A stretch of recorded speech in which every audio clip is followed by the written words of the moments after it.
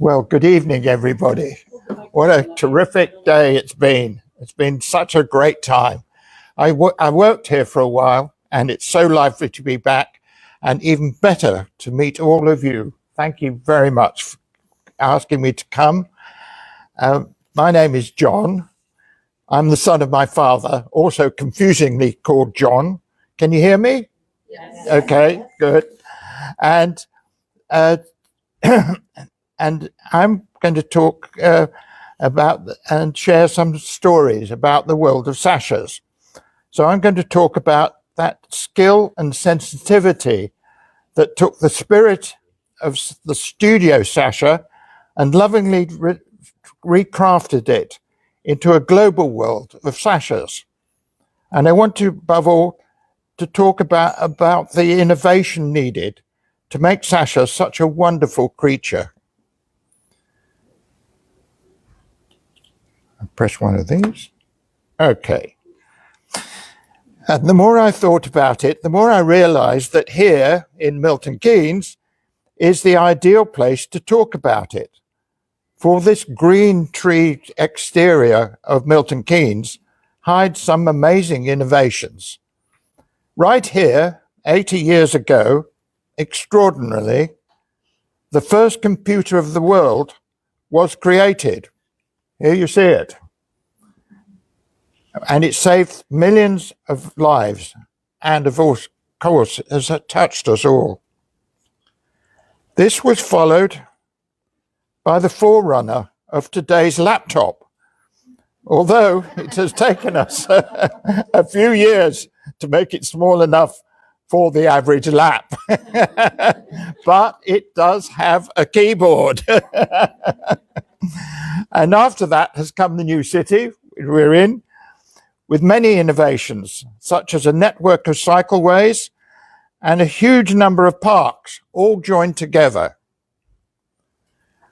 Also in Milton Keynes, we led the way in energy conservation, and I was responsible for the first solar heated house in Britain and the first passive solar housing estate in the world.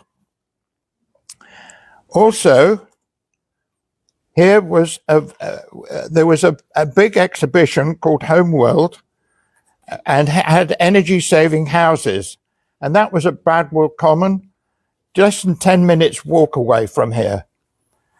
And it became part of the fight back against the environmental problems, which have now become to us all too obvious. And here is one of the houses, and the whole house is based around, if you look around, a big greenhouse which allowed the sun to come in and heat the house up and gave you the extra space of the greenhouse as a sort of like a free go, and used 2/3 less energy than the houses built all around it. And to bring us up to date, right now, the summer solstice is occurring. Did you all get up at 3:30 this morning? I didn't either.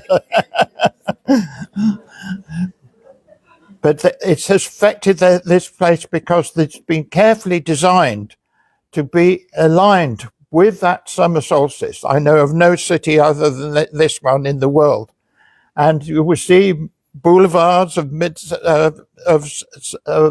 are along right here, which are aligned towards the sun. So well done to Petrana for organizing this festival and choosing the venue for this great event. And thanks also to a few people, Dawn, Janet, Sheila, George, and all the other people, and you know who they are, who have contributed so much to their time, effort, and skill as well. And thank you very much indeed. Very good. Thank you. So we're now going to go on a little adventure to see how Sashas were innovated, and also to get to know a bit more about some of the people who you might not have heard of and who created smart ways of making your Sashas. And on the way, we'll get an insight into why our beautiful Sashas were created not in the mountains of Switzerland, and by thrilling again to the sounds of music, but instead in the gritty mill towns of northern England. I was lucky enough to grow up and be amongst those people and the processes that made Sasha. I knew some of the people well. I learned to work on the machine and tools in the factory, and here I was taught to make things by those innovators. I was a fly on the wall, and I was amazed at the huge skills that were around me. Innovation was treated as a normal day, and they had the specialist tools, such as these tiny little drills here, needed to make some of the intricate work. If you wanted it, Friedland could drill a hole in the eye of a needle. And there's a needle, which could easily get in there, right? Amazing stuff. So, how did this spirit of innovation come about? Let's start at the beginning. My Russian grandfather, Victor, was a young man who went to work and flourish in Siberia on the vast Trans-Siberian Railway, which stretched over a sixth of the way around the planet. Later in Berlin, he turned to his son for his ideas. My uncle Fima, as you see here, had been to a university in Berlin and studied the new technology of electricity and the components that included the essential coils that made this work. The Friedland Company started to make use of his knowledge. Soon, other innovators came to join the company. My son John, rather younger than me, and Sarah. My father coming from Northern Ireland, where his father worked on building the giant Titanic. See where we got lost him. He's in there somewhere. There. What's happened here?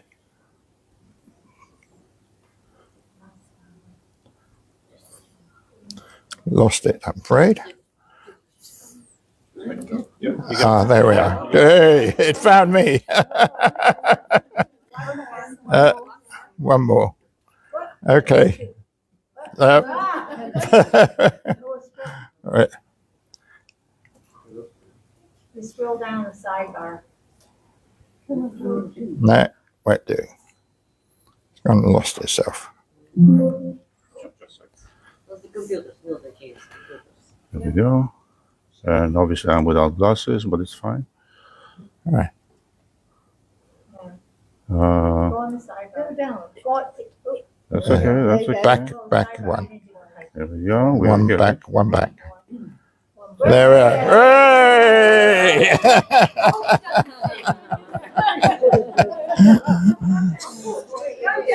So he came from a wild part of the country, Northern Ireland, where his father worked on building the Titanic.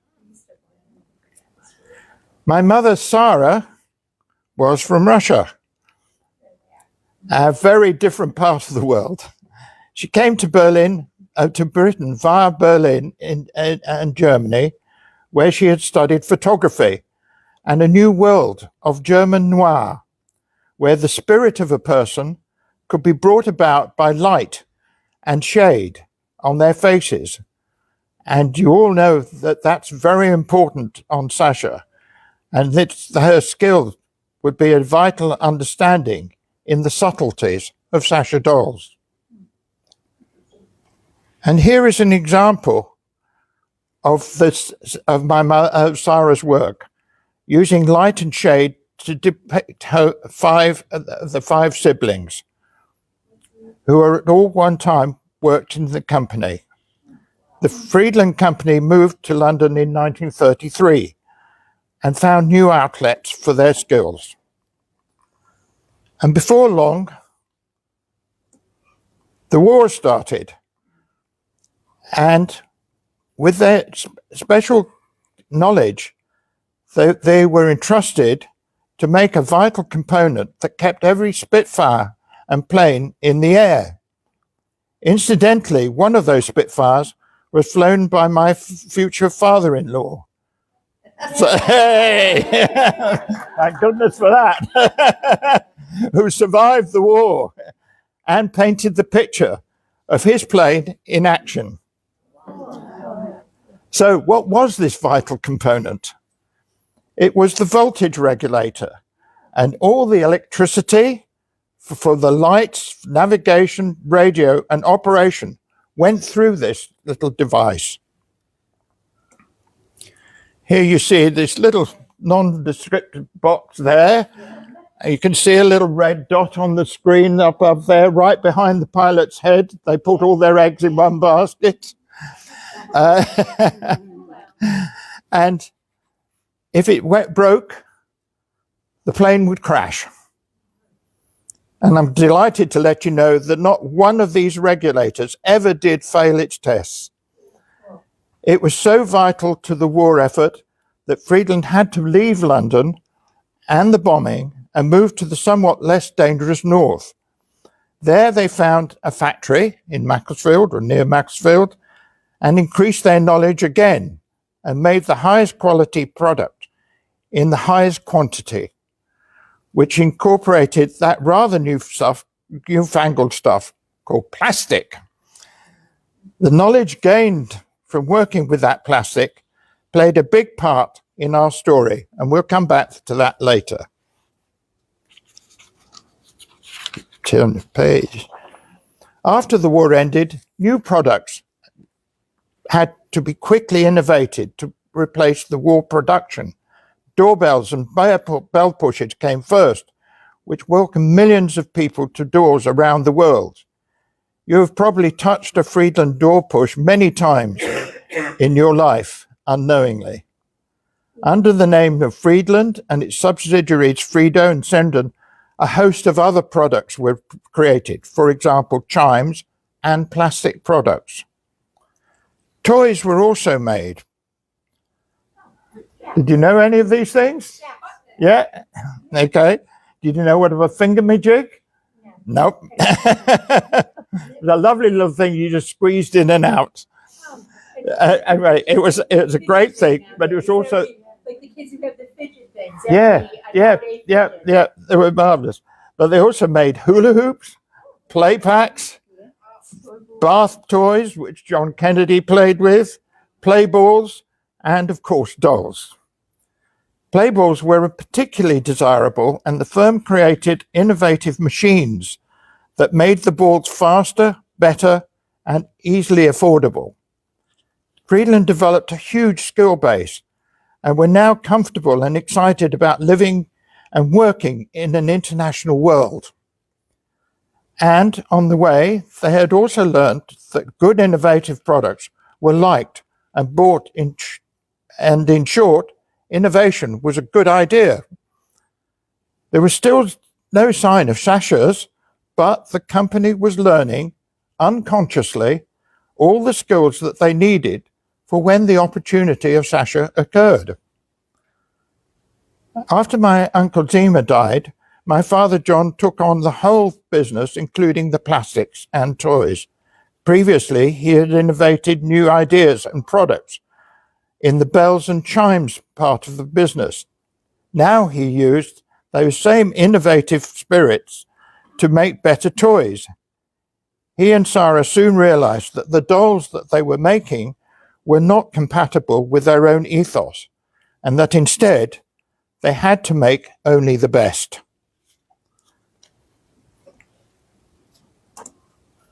Sasha's ethos and Friedland's ethos were close. The ethos of Friedland was that anything that replaced the present dolls should, first of all, reflect the new spirit of the times and be popular for many years, not just a fad. And I heard that used in people several times today. It wasn't a fad. It was a long-term thing. It had to be innovative, looking to the future as well as the past. We know our Sashas look to the future. It had to appeal to many people so that the initial costs could be shared. It had to be globally attractive and widely affordable. Widely affordable was important. Be beautiful and satisfying to make, because without passion and commitment, there is little affinity and no resonance, and quality suffers. It should play to the available strengths and skills that you had, and in short, should be the best ever. Those are the things that they would apply to anything that they were working with. Those things. And John and Sarah then set out to find if such a doll already existed. Friedland was accustomed to search for ideas and people from all over the world, so they looked everywhere, not just the UK. They were now well known to other toy creators, and one of them showed them a copy of Graphis, a high-quality graphics and applied art magazine. Does anybody come across it in your lives before? No? Gosh, I'm telling you something new. And one of them showed a copy of to the parents, and that Graphis magazine summed up clearly the spirit and the challenge ahead. As the article about Sasha said, from old dolls, there often breathed a realism, a human warmth, which is found today in the figures of Sasha Morgenthaler. It's time for us now to get away from the unnatural stiffness, the caricature, and the mask, and come nearer to an artistic and true reproduction of living patterns. The children of Switzerland's various regions, the children of Europe, and the more distant races. John and Sarah immediately fell in love with this spirit and also met her creator, Sasha's creator, Sasha Morgenthaler, as you probably know. When John and Sarah met Sasha with their problem, they found that Sasha was also looking for someone to help her with her problem. Because Sasha also wanted to make not just a wonderful studio doll, but also a doll for everyone. Very strongly in her. Now,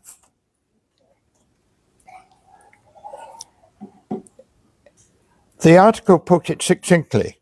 The task brings it with us to us the most difficult problems, for the doll must have the solidity of really good toys and must be capable of being economically manufactured without sacrificing its more intimate qualities. Very important, and that was absolutely solid between all the parties. Now, how could Friedland help?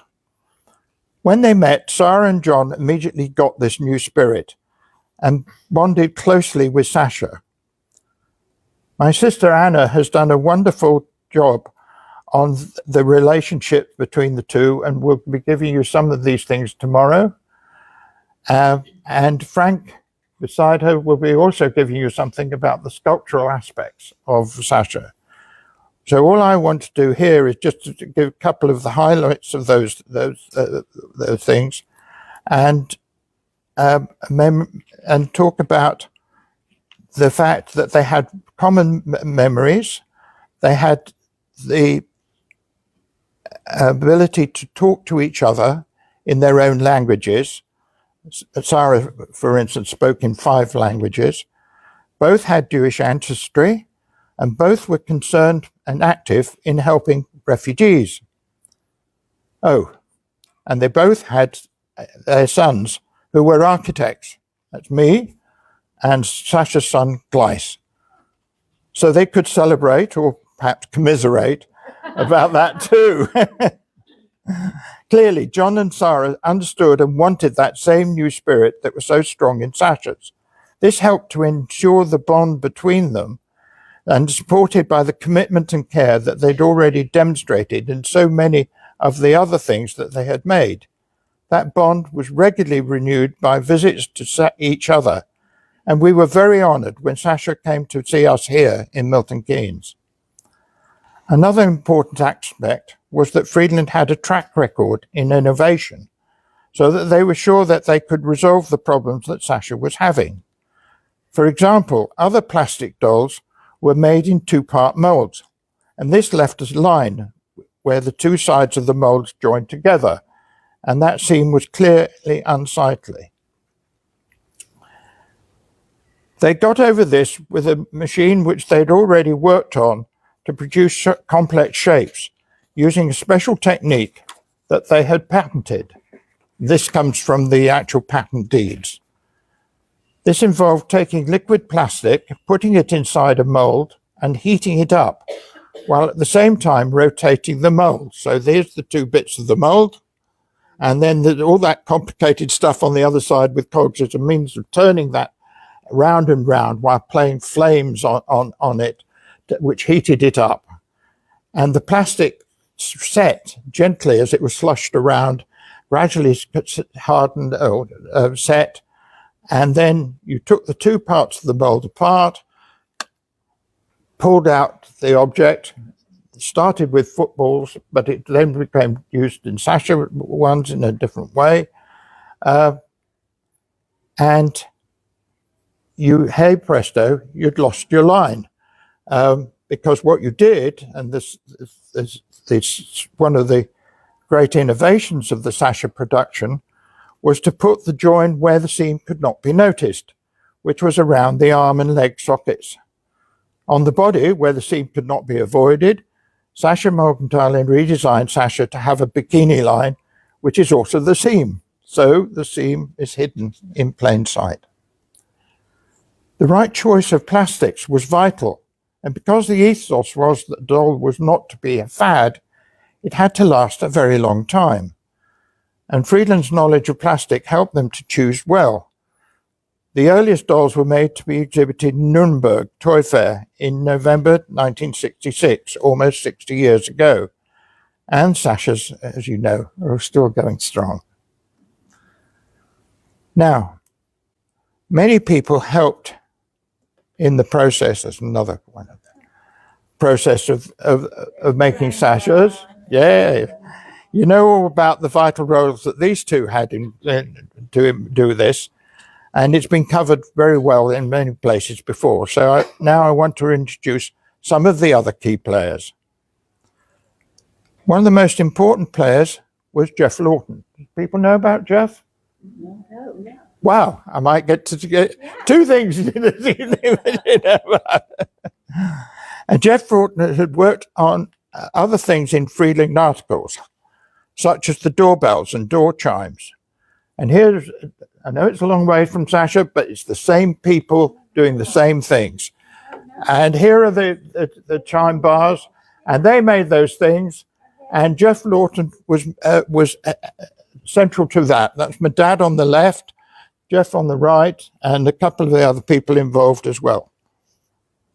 So he was knowledgeable how things worked and how things went together.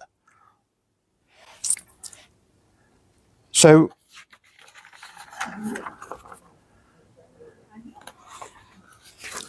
what did Jeff do on Sasha? Well, he was the person who took those rotational moldings of casting that was being done for balls and turned that into the same machines, but now making bits of Sasha. And the genius bit of being able to put the ring, the join line where nobody could see it, as well as the elastic looping that held the body and limbs together, which was highly carefully designed. It wasn't just what somebody else was doing. Now, his son remembers that when his father went to Switzerland several times to work with Sasha, one time came back with a doll that Sasha had given to Jason via Jeff from her own toy collection. So this is one of out of her toy collection. It's unclear whether she made it herself or whether it was part of her collection, but this was the present that came back, and it's still alive, still being loved today. Pad is the name of this little creature. Now, to show this thing about innovation, what did he do? A lot of things, but also produced mouthpieces for saxophones. He was a great saxophonist, and he did it for Sonny Rollins and Roland Kirk and a whole lot of other people as well. So he was a maker, I'm afraid, and an innovator. Okay, so and these are still made today, by the way. Jason, his son, makes these. Okay, another key person is Richard Wright, who was the works director. Here he's working on door chimes, but he did a whole lot of things, including helping out my mother with her day-to-day problems. For example, one day she was concerned about the shiny patches that appeared on some of the Sasha arms and legs. He traced this to the wear on the molds, as the limbs were rubbed as they were pulled out of the mold, and the surfaces were then judiciously treated to remove this problem. Sasha wanted the doll to appeal to everyone worldwide, and Friedland thought the same and acted globally.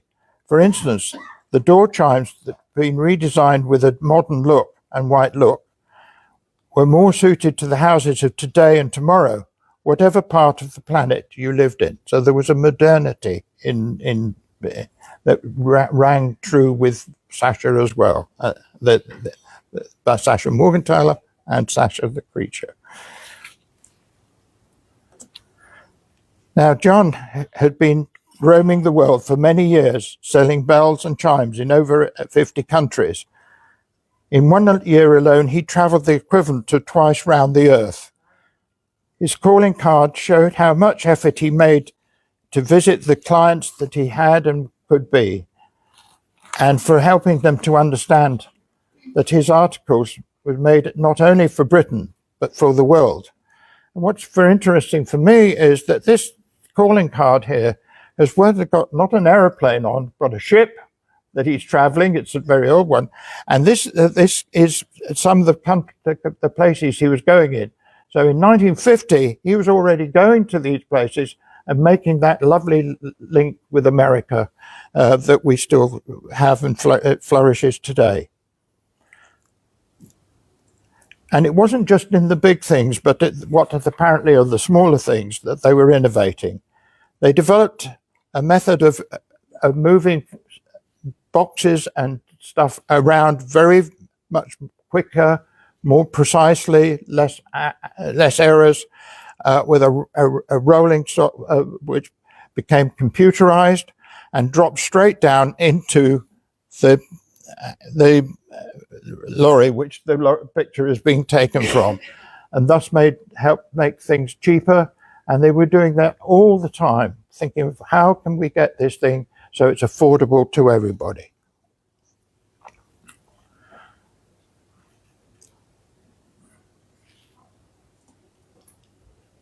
The Friedland business grew and expanded in an industrial area, which made fine things, the best silks and ingenious machines. And they also drew upon the local tradition of piecework, where people handmade and individually finished articles. It seems this room's actually largely taken over that process.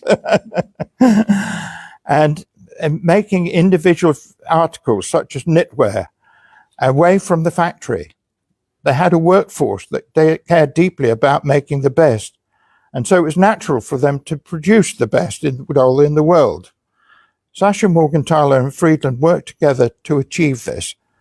And the spirit of Sasha was carried on after Sasha Morgenthaler died. So, were they successful in achieving these needs, which were summed up in the Graphis article?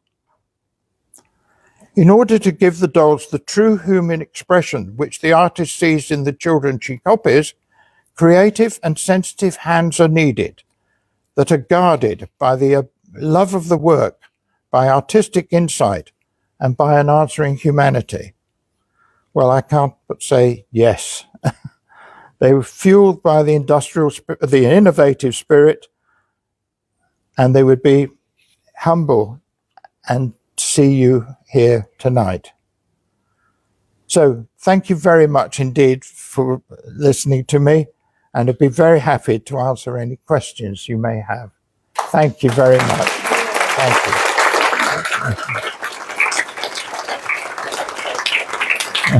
Thank you. Would anybody like to? Here I am. Ask me anything.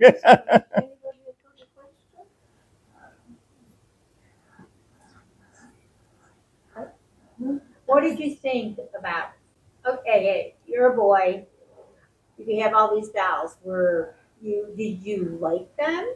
Were you part of the help of creating, and not creating, but bringing them into everybody's homes? Yeah. Well, first, thank you. Well, first of all, when I say to my friends, what are you going to do? No, and I say, I'm going to Milton Keynes to play with my dolls. They look at me and say, oh.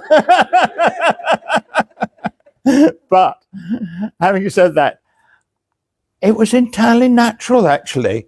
I was pursuing my line in my life was as an architect. They were doing all this other great stuff on the in the factory. I would be going home every so often, and we would talk about what they were doing, the two things were there, but it was just part of my life. And I mean, Sasha is so beautiful. I mean, I've been embarrassed, to be honest with you, with what they made before, at one stage. Didn't do anything tacky, and this wasn't tacky, this was art. It was just something beautiful, and it just taught me completely. I didn't ever thought of not having a Sasha, so it was there. Okay. So when you went home, were the Sasha dolls in your house? Yes. Oh yes. Oh yes. Of course they were. What? They're a part of your life. Yes. They're A part. your siblings. I had them in my own home. I had them. It was just a lovely thing, a lovely creature. We all know that. Maybe this is a way of getting men and women to talk together at last. So from the way I understood you explained the story of them becoming available to more the masses as opposed to the studio, I thought I had read or understood through my reading of the history book that we've come to buy that Sarah and John? Yes. Had sought out Sasha to ask her and inquire about making these dolls available. And then what I was feeling from what you said is she also was on that mission on her own. Is that like her? Yes, her mission was she had something which she could provide. I think about 3 a month. That was the output they could do of the studio dolls. Okay, and Sasha was a person who was for everybody, and she was saying, "Well, I want more people to see that." So she'd gone to Guts, I think it was, and set up to do something there, and plainly it wasn't working very well. So, but then Friedland came on the map, and she didn't know whether they could do what they promised. Okay, we know through our politics that once or twice doesn't come out right. So she sort of gave them license to do it for a while. The doll came out. It did all the things that she wanted and more, and then Guts could not provide what she was looking for, and she gave the other countries of Europe to to my to the Friedland. Kick Gertz to the curb. Sorry. Kick Gertz or Gotts to the curb. She kicked him to the curb. And It was. I'm sure it was not done with that viciousness. They were decent English people, you know. I mean, what I've heard, the understanding I got too, she wasn't happy with the quality. Yeah. And how they were doing things. Yeah. And that's why Yeah. she, when she met your parents. Yeah. I mean, and the quality, as I told you, the story behind, they knew what quality was about. They were making something that was really, really important, and did it perfectly. So, yeah, I'll tell you one of the things also with plastic. Normally, when you buy something that's made of plastic, the bit that you see is made to a higher finish than the stuff around the back. That wasn't good enough for Friedland. It was good on both sides. That was it was built into their ethos. That's what they did, and It shows. it showed. Yeah. 30, 60 years. Yeah. More than that. How many dolls were produced by Frito? Sorry. How many dolls? Total numbers. Oh, I wish somebody would tell me that. How many do you think? Millions. A million. It had to be a million. There's a million coming here. How about you? Any thoughts? Anyway, it doesn't matter. Yeah, work to be done on that. I would love to know, because I'd love to know how many of these beautiful things are in the world. How many do we each have in our own home? Yeah, there's a million in this room. Cindy and Barbie out there, they're not as mass produced as They were Cindy more and- expensive.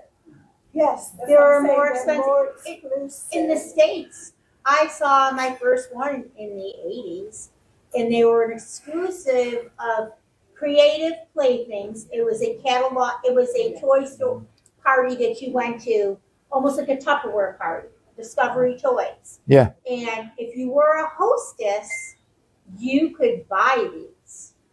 That was the only way you could get them. That's the only way I knew of them in the 80s. Yeah. My first litter of children were little. Yeah. I haven't mentioned Stephen Miller, a very important person in our story as well. And he and my father bonded. I bonded. Zoe, we all bonded with Stephen Miller. He was just one of those great, flamboyant, wonderful characters. And he was the one, or his organization was the one that got the studio, the special edition ones as a concept going. He said, we need those. Okay. And so we've got him to thank very much for the marketing aspects of it all. And unfortunately, Stephen died. It was a great shame. And I think that was a great shame because there were fully plans after Friedland was sold on for it to go to maybe Goetz or maybe to him. And then he died before that could be completed. And it's a shame. Yeah. Is there any chance that they would ever be starting to be made again by anyone? Made new? I have no idea. I have no idea. It was a very, I sort of tried to give an indication of the sort of ingredients that went behind making it, which was partly mass production, but partly crafting. And to do that, the painting of the eyes, the making of the knitwear, or the clothes, those are things that you couldn't do in a factory. You can do some of the bits. Like there was a wonderful machine for cutting out the shapes automatically of the clothes. It came down and it was like a thing that made a jigsaw machine, but different shapes. And it came down, so you could cut 12 or 24 or whatever it of them simultaneously. And then go out in the hills behind the factory and hand them out and take the ones that people had done in every week or 2 weeks. Okay. That was something was declining, although in the cotton and silk industry, that was quite normal to have people who are finishers. Okay, that was gradually dying away. And you needed that because Sasha would not be Sasha without that hand finishing thing. So there you are. Yeah, it might be very difficult to get it to go again. There was talk back in the early 2000s. Everybody knows Robert Tonner. He saw Sasha in New York City, and he fell in love with them. And he was talking about maybe doing that. Now he's out of business too. But everything he made was made in China. Yeah. Nothing is made anywhere. Yes. Very rarely. Yeah. In China nowadays, and never got through it. Yeah. I heard something saying that Sasha's, the inheritors of her estate and everything said no. That they don't want them made anymore. That's what I heard. But who knows? Yeah. But it's, Yeah. The Sasha dolls themselves are really complicated to make. They're not made like most dolls. right. There's a lot of Most steps. dolls are very easy to make because, as you said, they're two presses that press them Right. together. Not and they're injected, molded. But these dolls, every limb is different. They're not uniform. And so the substance that was poured into the machines, the molds, was spun, very difficult and complicated to take out. And so they couldn't be as mass produced as a ball, where, it's just, and they're uniform on each side, that every part of the Sasha doll is different. Even their face is not equal It's on not either side. It's like a human. She's like a human. We're not the same. Well, and the safety So actually issues, making a doll like that again Books. You couldn't would get the be books. very expensive because it's not like any other doll. I mean, it's just such an incredible design. The way they stand, the way they move, they've got a real human aspect to them. even like the later production dots, they had to change the puffs. safety issues. The cups into the hooks. Hooks are illegal. Okay. Yes, and that was one of the many genius things of Sasha I mean, that's Morgenthaler, to make something, to see that and see that was the thing of today and tomorrow, was not harking back to the past. That's how people were. And I thought that Graphis article was really good at spotting those things. And that was 1944, it wasn't 1950 or 1960 or 1970, 1944. Truly an amazing insight of somebody in where Sasha was going to go in the future. Fantastic. I think we've all enjoyed this talk. Yeah. Thank you very much.